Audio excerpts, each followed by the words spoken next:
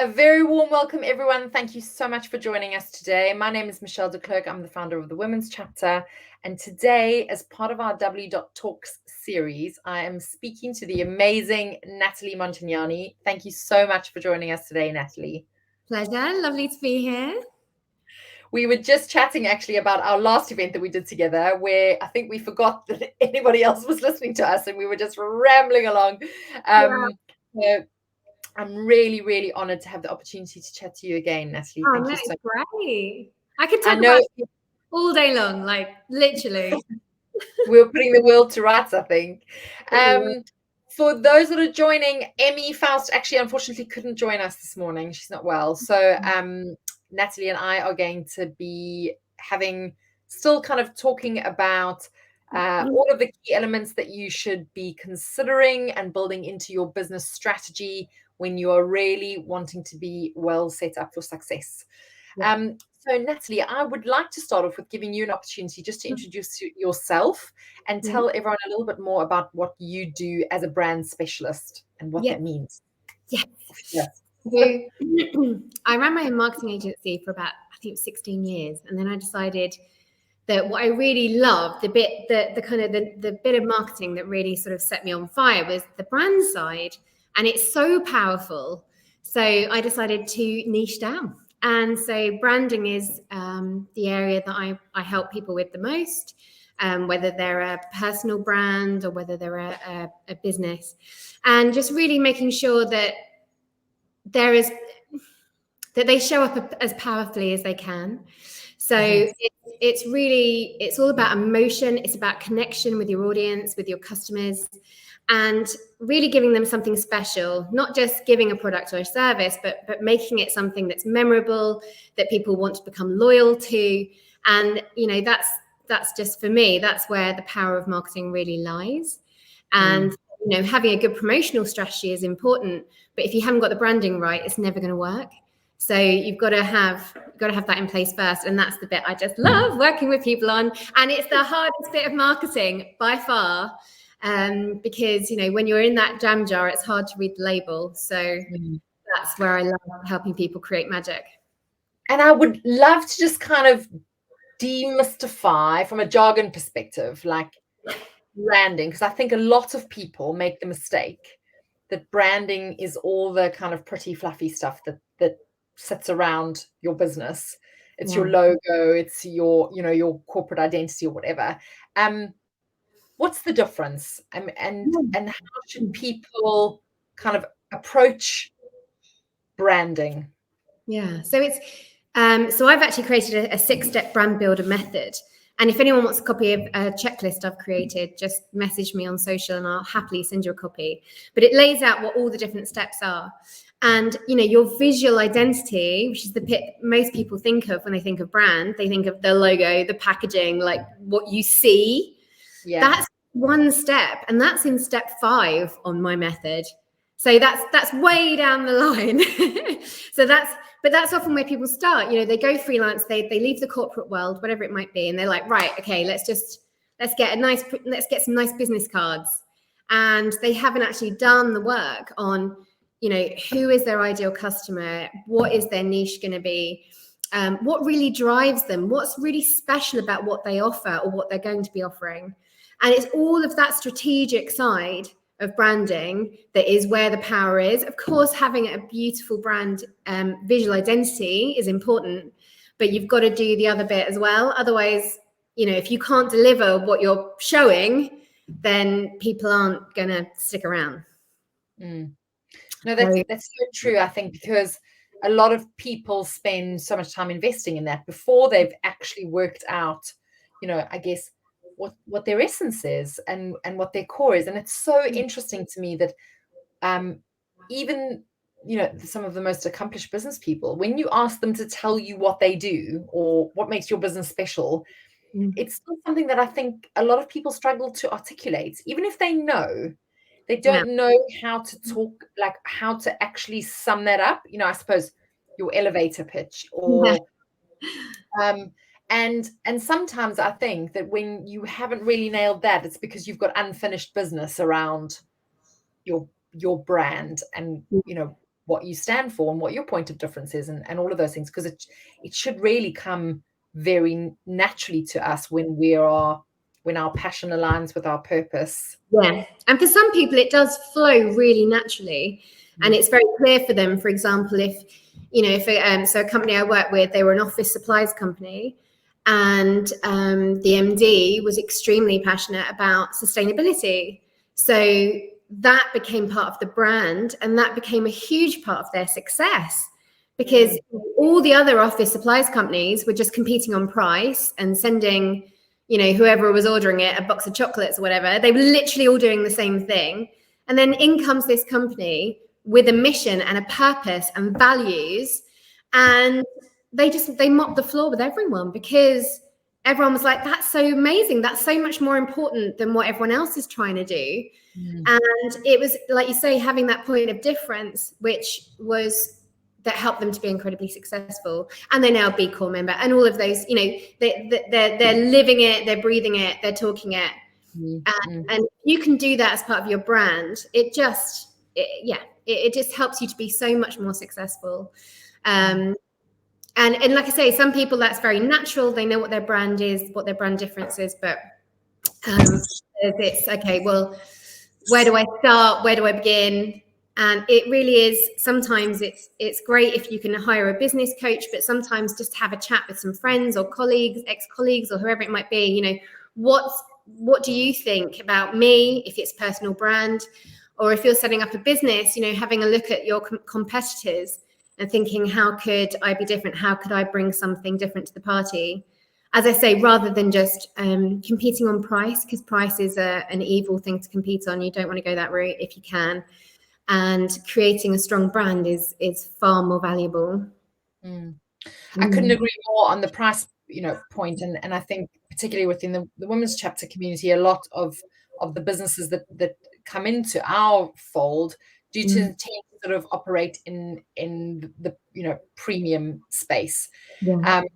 And it's really refreshing to see that so many of them don't heavily discount. And even our women's chapter members, when they come into our community, we do ask them to extend a benefit to the greater community, but that doesn't need to be a discount, because I think when you start to do that, it's really hard to recover.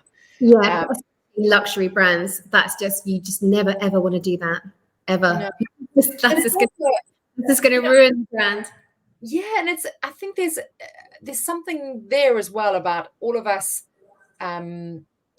getting better at asserting our worth, and I think that goes way beyond pricing, right? It's in terms of talking about cornerstones of success. One of them, I think, as business owners, is to really, if we are very aligned on that passion, purpose, brand, and what makes us special, that it's really sticking to your guns around that in terms of your worth, and not allowing people to knock you down. And it helps your mindset, because the more passionate you are, and the more your brand is something that you love, then that will help you to be resilient through all the tough times that you're going to have with your business, which you're always going to have, right? That's just, there's no way of avoiding it. Whether it's a recession coming, or you're struggling to employ the right staff, or whatever it is, there's always going to be challenges, especially as you scale.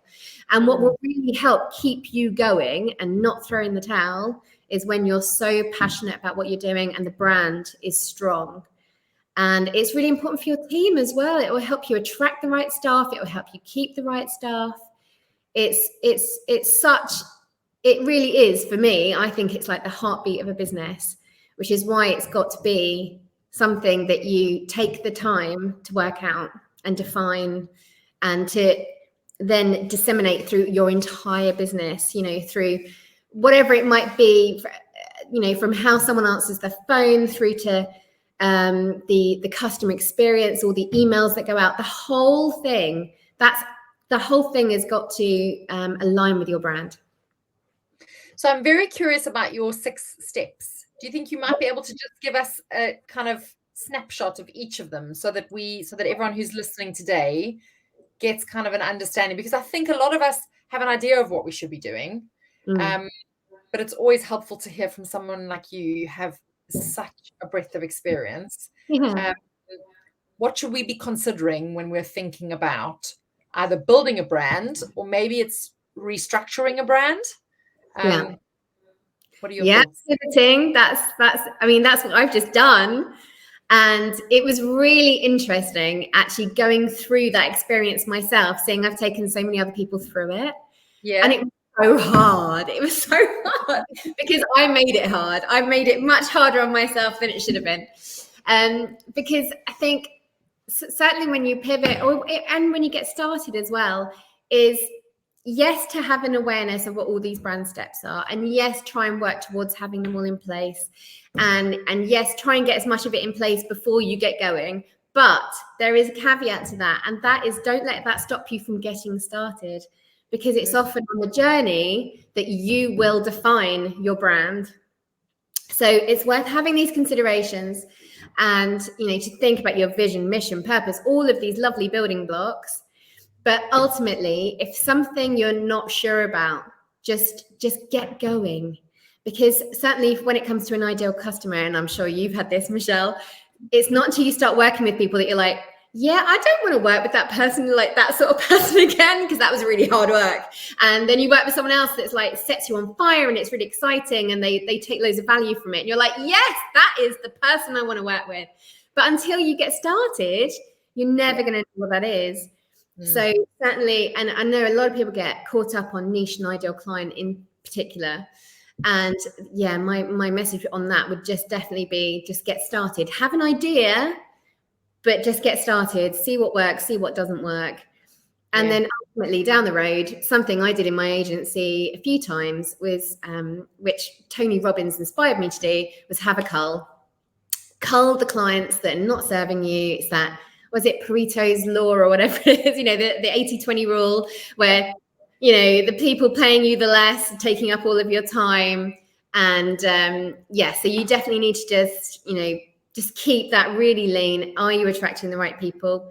I mean, there's so many different elements to this, and it can feel overwhelming, but it really doesn't have to be. And, if there was one thing about branding or marketing or business, is I just think you've got to keep things as simple as possible.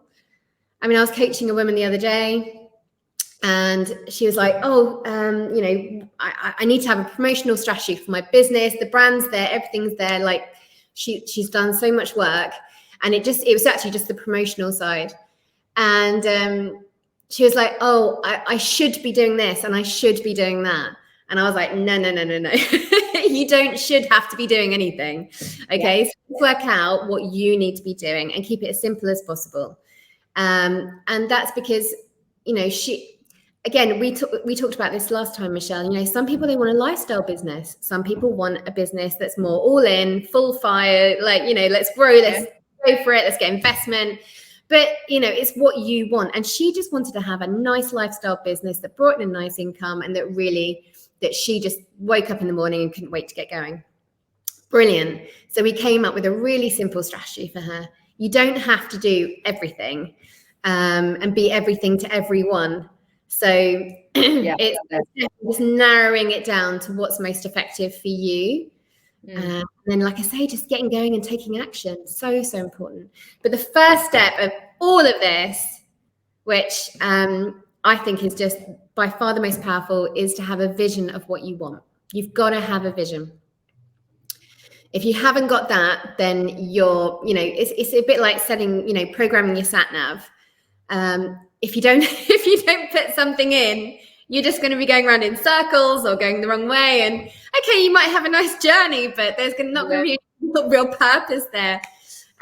Whereas if you've got a vision, if you're putting that in, that destination in, and you're working towards it, that is by far the most important thing. And I think that's where, I think there was a study done, and I think it was something like 1% of business owners have a vision. It was something horrendous. Like very few people have a clear vision of what they want in 5 or 10 years' time. And why do you think that is? Is that lack of confidence? I mean, or what holds people back from kind of putting themselves out there and laying down mission? Because there are no rules, right? Your vision can change. Yeah. And as your business evolves, and I'm guessing that when you work with clients, you're advising them to do this, to keep checking in and kind of, has my vision changed? Are we moving in a different direction? Is that better for us? Or but yeah, I mean, what holds people back from articulating their vision? Yeah, I think when we start out in our businesses, we have a vision at that point, and then it's something that just gets forgotten about. And instead of being the captain of the ship, you're downstairs, working with the crew to make stuff happen, right? And I think we're all guilty of that. We can all be guilty of that. But as a leader of a business, as the founder of a business, you have to be the one that maintains the vision. And that's a lot of the times when I'm working with a company that has they've just plateaued, and that's often because they haven't got a vision anymore, or the vision that they had, like you say, is outdated, or they've achieved it and they don't really know what's next. And as the owner of a business, you have to be the one that is consistently checking in and looking at that vision, and then obviously creating a tactical plan to actually help you achieve it as well. And we've actually just had one of our members, Vanessa's, online today. Hi, Vanessa. And she just said for her, it's the lack of reaching goals. Yeah, so important. So is that the deterrent from kind of articulating your vision, Vanessa, or that you do have one, but you feel that you're just not hitting the milestones? Let's see what she posts here. It's really interesting, actually, because I think when people talk about vision, I mean, obviously there's the practice of visioning, and I would love to have your thoughts on that later, because I'm someone that really believes in that. I actually saw someone reading The Secret the other day, and I was like, oh, everyone should actually read that book. And I know for a lot of people it's a bit woo-woo, but it's just the principles. Yeah. Okay, so Vanessa says, I feel the vision is more of a dream. What advice would you give, Natalie? It is a dream. That is the purpose of a vision. It is your dream, and it's got to be, you've got to have this vision for what you want, and you've got to have a real emotional connection to it. And then from there, then you can work back, think about your goals, and as I say, create the more tactical plan of how you're going to get there. But you have to start with a vision. If you're just doing goals here, there, and everywhere, but it's not all working towards one vision, then you're just going to feel very disparate. You're probably not going to achieve the goals. You've definitely got to start with that destination before you plan the route you're going to take and where you're going to stop off for a sandwich and all those other things. You've got to have that first, and to just create that continuity. But yeah, and then for me as well, goal setting is another, it's so important. And again, something that has to be looked at consistently. And never, for me, goal setting is never something you do too far in advance. So for example, you'd have a vision of where you want to be in 10 years, 5 years, 3 years.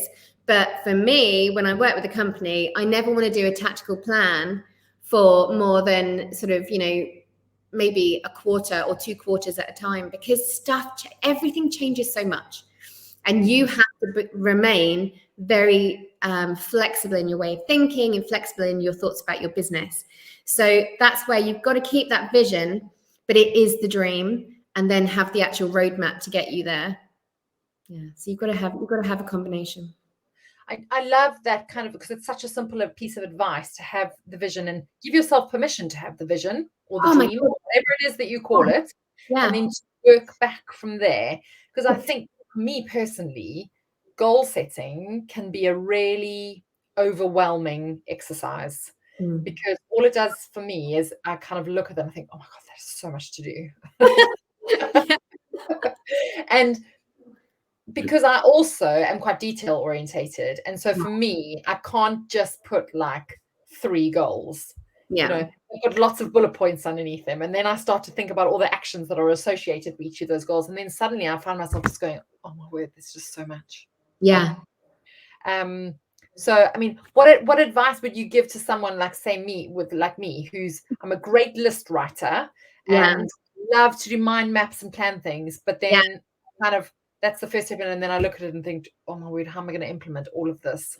And I mean, I've got better at obviously bringing in people to help with certain elements and outsourcing things and stuff, but it does still often feel quite ominous, like when you think about what's going to be involved to achieve the vision. Is there a different way for me to, or anyone that might be listening and feeling the same, to frame that?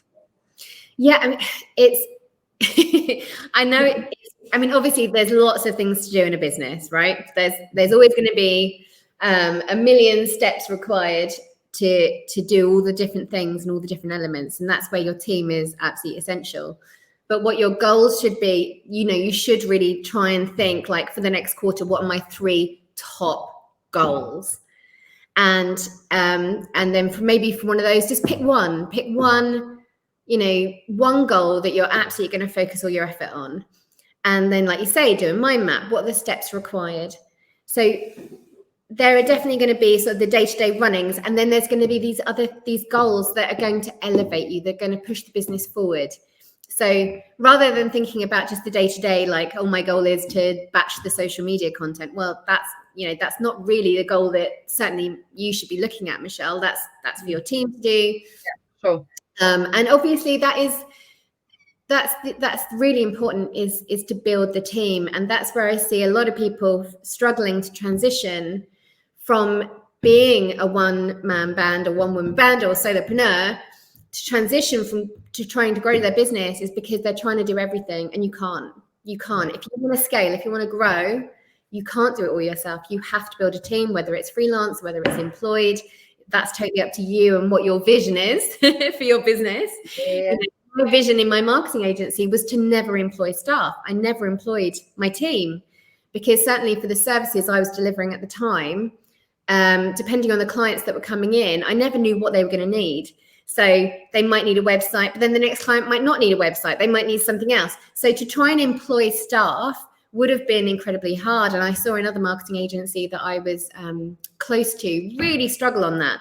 So I just built my team of freelancers, and it was exceptional. And it really fitted with how I wanted to have my business and to run a modern business. I think, building a freelance team is incredibly powerful, and having that flexibility in a business. So I think for you, Michelle, definitely, have your goals, but don't overwhelm yourself with the detail, and definitely try and have a team that you can actually get to do the detail for you is the ideal. Well, I think, and for me, certainly this has kind of been, as the women's chapter has grown, because it started really organically and it was very much a passion project in the early days, 7-8 years ago. And as it's evolved, one of the biggest, I guess, realizations around what was holding me back and holding our growth back is that I was still very much in the business, working in the business, instead of driving us forward from a strategy perspective. And over the years, as I've built the team, and we have a great team who are looking after our members, but also implementing the different elements of this kind of vision. It's been really liberating for me, and I think so many people fall into that trap of wanting to hold on to everything because you have such a clear vision and you don't want it to be implemented kind of off point. But there's something about the liberation and the surge of growth that can come from relinquishing control and trusting your team members to carry that. I remember the first person that I outsourced to, and it was horrible. I hated it because I'm an absolute control freak. And it was like, you always think like, oh, I'll do it better than anyone else, especially when it's your business, because you're so passionate about it. So you'll probably even over deliver a lot of the time. Yeah. And I remember the first time I outsourced, and at first it felt really odd, and I was really nervous. And along the way, I found just some incredible people that I still work with now, and that I could, we learned how each other like to work. But you've got to take that step and just trust in other people and in their skills, because a lot of if you can, you actually find someone that does it better than you. And that's a bit of a shocker. That's like, oh my God, I couldn't have done it that well. Like, oh, okay, this is a good thing, right? This is good. But yeah, if you're down in the engine room, you're never going to be able to grow your business. You've got to work on it. And that's, I think it's really important to get out of the office, to get, turn your phone off, to on a probably quarterly basis, go away, check your vision, check your goals. And just have that time. I mean, I know a lot of people who'll, they'll book a room in a hotel somewhere, and they'll just go. They'll, just get the big sheets of paper out, get the big colourful pens, and just really have a bit of a creative time, because that's where genius really comes, is taking that time out. And also working on vision. I mean, definitely. I'm sure you've seen this, Michelle. It's like, if I think about the most successful people I know, they aren't necessarily the most talented people I know, but they are the most driven people I know. They're the most focused people I know. They're the most resilient people I know. And it's that mindset side of running a business that is so important. I've done this in the past. There was a government grant that allowed people to have my services for free, to have a marketing strategy for free. And what actually killed me was working with businesses that I knew were never going to implement it, because they just weren't, they didn't have the mindset to do the work that was needed and to take the action that was needed. And that was really soul destroying to me, because I really put my, heart and soul into these things. And also sometimes you can see the potential of a business and it's huge, and you're like, oh my God, if you just did this, it would be incredible. But that's where the mindset comes, and that works through with vision as well. So a lot of the time I see, especially women, playing it very small and safe, and that just that just makes me just want to start cracking the whip, like, come on girls, we can do this. And that's why I pivoted to working specifically with women, because I just don't want women to play it small anymore. And that's why I love what your brand is and what you stand for, because you're doing exactly the same thing. And it's having that encouragement and that education and that support that perhaps we didn't get when we were younger or didn't feel. And to have a good vision for your business, you have to just make sure that your limiting beliefs aren't getting in the way, that your social conditioning isn't getting in the way. And that's something that I enjoy working through with people, because you can just hear it in their language. Things they say, oh, well, I can't do that. Why can't you do that? It's like, oh, I'd really love to do this. Oh, but I can't do that. Kills me. So then it's like, okay, let's start digging. Where's this coming from? And it often goes back to something in childhood. It's inevitable, unfortunately, but it's not something that is, it can be removed, right? We can get out of our own way. Totally. And I think when it comes to limiting beliefs, and I'm so pleased you mentioned that, actually, because you just kind of struck a chord with me, but it's just about, the first step is being aware of them. Yeah. And I did a hypnotherapy session with Anna Lancaster, who's one of our members as well. Yeah. And that was around limiting beliefs. And I didn't know what was going to come out of it. And essentially what came out for me was that I have this idea that, and it goes very much back to my childhood, that in order to be successful, you have to work really hard and you have to work really long hours. Yeah. And you have to compromise on other elements of your life, because that's what success looks like. And it goes back to me watching my father, develop and run his business, and my mother too, because she was very much involved in the early days of the business. And he was never around. And so in my mind, if you're going to be successful and run a fast growth business where you really have an impact, because I think that for me is the key part, is having, that the business has impact and it drives change. You have to work really long hours, and you can't be there for your family, and you can't, and I was like, wow, that's really scary. Oh, right. Since I'm aware of it now, so because I can catch myself. Yes. and go, oh no, I know what's at play here. And have a word with myself and go, okay, you know that's not the case. You know that I mean, I do believe we can have it all, maybe not all at the same time. But it doesn't mean that you have to forsake huge parts of your life, your health, your family, etc., in the pursuit of success. There is a way to take a holistic approach to that. And it's been something that I've had to do a lot of work around. So, Vanessa says, well done, Michelle. Thank you. Thank you. I'm still a work in progress, Vanessa. But yeah, I think so. We've spoken about kind of getting started, which I think is so important because so many of us, and I think this is something that's quite specific to women, where we think we need to have everything perfect before we can go out there. And that's not the case. Sometimes done is better than perfect, which is another issue I have to work around.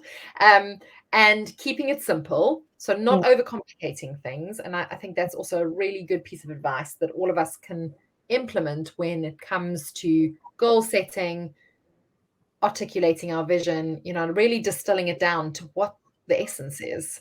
And then the vision piece itself. So I love that as part of that, we're encouraged to kind of set goals and think about, because the idea of a 10-year, 5-year, I mean, that when, I don't know if you remember this from your kind of corporate life, when people say, oh, so what's your 5-year goal? What's your and I just think, oh, I don't have one. So you 5-year marketing plans. Wow. I mean, what's the point? What is the point? That is never going to happen, right? But that was kind of the thinking back then, is that you did plan that far in advance. But I think now we're just like, okay, dial that. There's literally, it's a waste of paper. It's a waste of time, energy. So, you really don't, with such a fast changing world, I guess our world is so different now, isn't it? With digital and social and everything else, and consumer habits are changing so quickly. Whereas, when I started off in business 20 something years ago, it was a slower pace, it was so different. Things really changed that quickly. So I guess you could plan that far in advance, but it's an absolute waste of energy these days. And something that I really love is, if you can do it, is just create a 1-page plan, 1 page, to have everything you need to know on that 1 page. And there's loads of free templates online. If you just put in 1-page business plan or 1-page marketing plan, there's loads of templates. And just to have that above your desk or by your desk and just keep checking in with it, that is incredible. Much, much better than, having a detailed plan, like you say, like breaking everything down into like 10,000 mind maps. And then you're just like overwhelmed, and then you'll do nothing because you'll just be frozen. Like, well, yeah, and you touched on another point that I think from kind of taking this approach to our business as brands, but also our goal setting and our vision, is the sort of reframing of failure. Because you were saying, some of the most successful people are also the most resilient people. And I would totally say the same. And I think we can build on our resilience, and we can develop that as a skill. But it's also just about reframing our failures. There's that kind of cliche, we don't fail, we learn. And I think as we're growing businesses, and I love that you said, in the beginning, you've made lots of mistakes, and I think we all have. But ultimately, they're not really mistakes, are they? Because they're leading you. I think if I think back on all of the things that I have done in the various careers that I've had, I always used to kind of think, and I've said this often, that I've worn multiple hats and I've had different careers. And I used to panic at the thought that if I put all of that down, it would make it look like I didn't know what I wanted to do. Or that I just couldn't stick with one thing. But actually, I've come to realize when I reframe that everything I've done actually has given me skills. Exactly. Where I am now. And it's given me that enlightenment, I guess, around the things that I'm good at and the things that I'm not. And that's where when you're building a team and you are putting the plan for your vision into action, that, and I think you said this in our last session, that the marketing part is the doing part, it's the implementation. So when you're implementing that,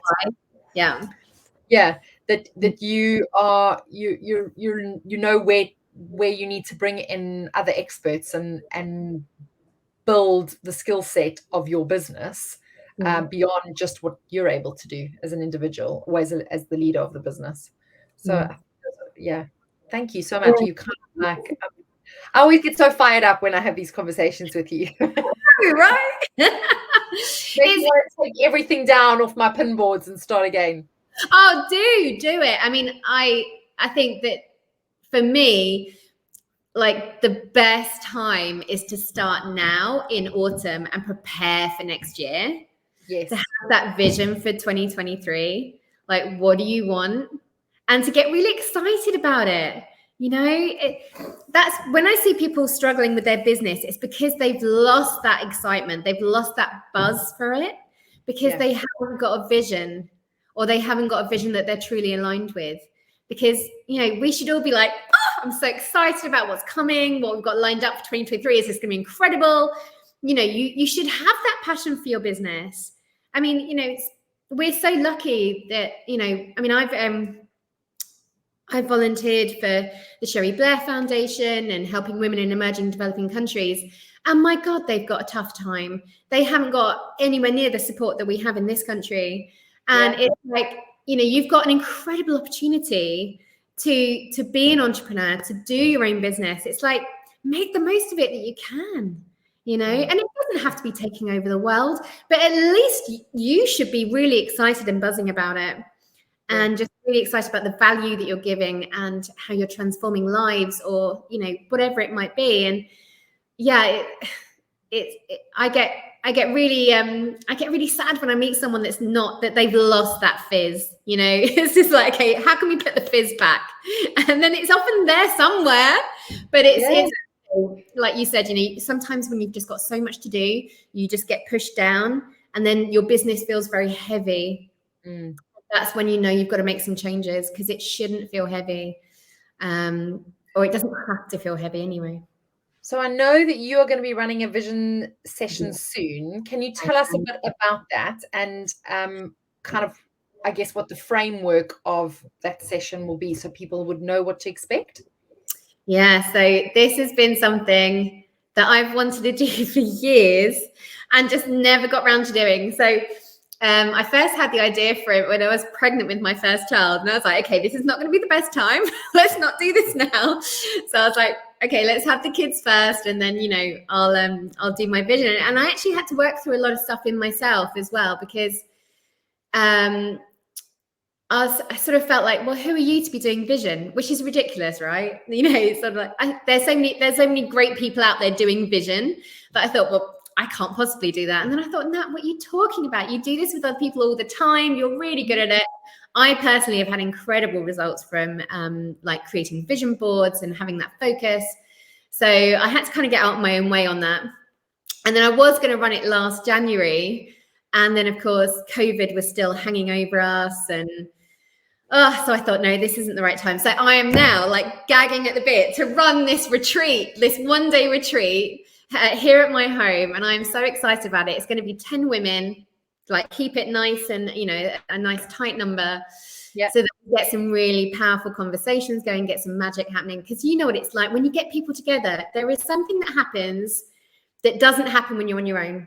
There's something about that collective energy and support that you just, you know, you just leave the day just feeling so on a high and just ready to take on the world. And I just want to create that. And it's going to be basically that the day will be, you know, starting off just getting awareness of, like you say, shining a light on those limiting beliefs, the social conditioning that you might have experienced growing up, like what could be holding you back right now, and then getting the actual vision for what you really, really want. And what does that look like? What does it feel like? There's a meditation I'm going to take people through. And then champagne lunch, of course, got to be done. Personally, I love it. Any excuse to drink bubbles. And I think when you're doing something like creating a vision, you know, you should treat yourself. You should have that feeling of spoiling and indulgence. And like I said, getting really excited. I've got outside caterers going to do an exceptional lunch. And then the afternoon, it's actually getting a little bit creative, actually choosing some images that reflect the vision that you want to achieve. And then some finishing off on some how to create a tactical plan, how to overcome any barriers that you find across the way, and that sort of thing. So it's like a whole day, but it's literally going to be end to end, everything you need to just get really excited about next year. And I realized also that I didn't want to do it in January because that's too late. The year started. You need to be doing it now and having it ready to go. And then you can take time off at Christmas and just, forget about it for 2 minutes. And then when you come back, you're just going to be like, right, this is where we're going. This is what we're doing. Yeah. And that's brilliant. I'm crazily excited about it. So Vanessa's already asking, where can I book? Love it. Excellent. Anyone that wants the details, just message me, Vanessa. I will happily send you the details. That'd be wonderful. So, and Natalie, maybe in the comments under this live when it ends, you can pop the link so people can, or how best to get hold of you.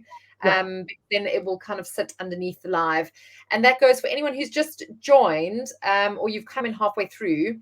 You will be able to view this from the beginning once it's ended. It will still be under the Women's Chapter events on LinkedIn, and it will also be uploaded to the Women's Chapter website. So downloaded and then uploaded, which sits on our YouTube channel.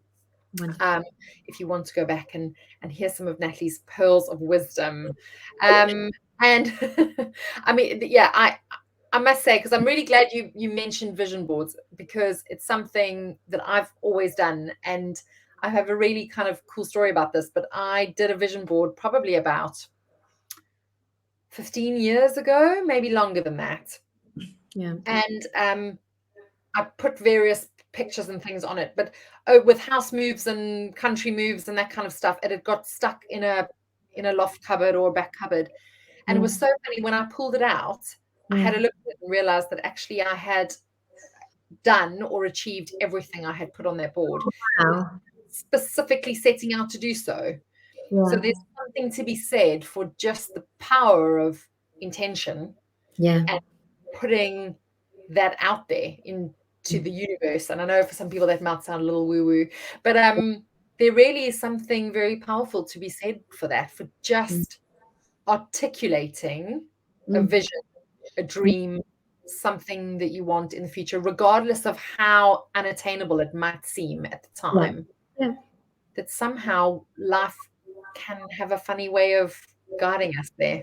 It really does. And I know I'm so with you. I love law of attraction, I love energy, like all of that, like bring it on. I'm totally into The Secret and everything.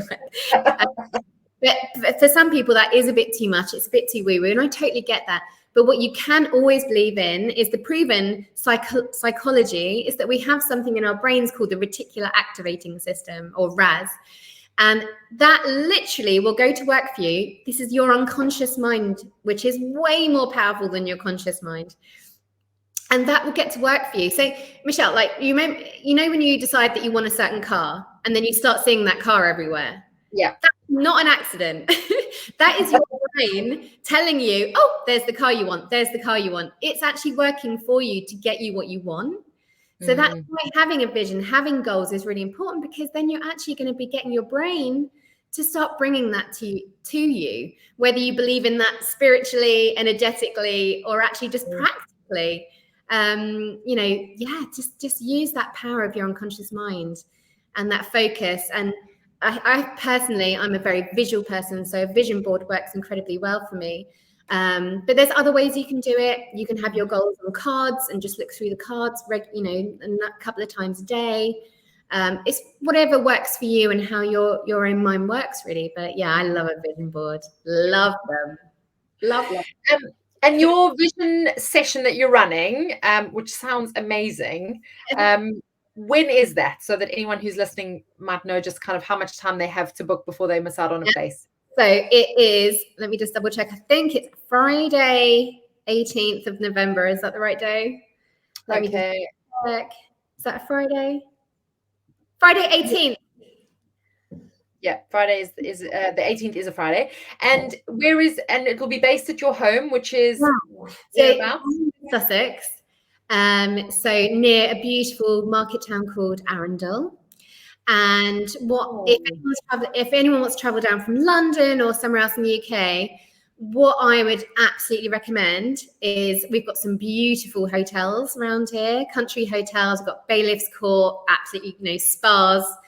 I'd absolutely recommend coming to the day and then having a night staying over and having some time for you and to indulge in you and just having that space to think. Because, certainly for my life, I've got 2 toddlers, so I can get in the zone of something and then I'll come home and it'll be like, blah, blah, blah, blah. Like, oh, okay, that's gone, right? That magic, that moment is now passed as mummy's having to go into mummy mode or whatever it might be, the responsibilities of life. And so the last thing you want to do on a day like that and then have to go and do the Sainsbury's shop or whatever, don't do that.